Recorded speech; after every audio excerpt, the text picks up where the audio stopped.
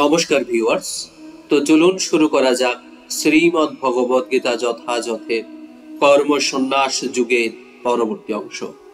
আজকে শ্লোক 19। ইহৈব তর্জিত সর্গো যেষাং সাম্যে স্থিতং মনো নির্দোষং হি সমং ব্রহ্ম তস্মাদ ব্রহ্মণি তে স্থিতা। যাদের মন সাম্যে স্থিত হয়েছে তারা ইহলোকেই জন্ম ও মৃত্যুর সংসার জয় করেছেন। তারা ব্রহ্মের মতো নির্দোষ, তাই তারা ব্রহ্মেই অবস্থিত। তাৎপর্য: এই শ্লোকে মনের যেই সাম্যস্থিতির কথা বলা হয়েছে তা আত্মোপলব্ধির লক্ষণ।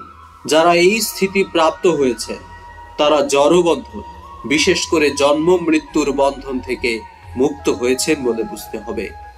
যতক্ষণ জীব তার দেহটিকে তার স্বরূপ বলে মনে করে ততক্ষণ তাকে জড় জগতের বন্ধনে আবদ্ধ বলে বিবেচনা করা হয়ে থাকে।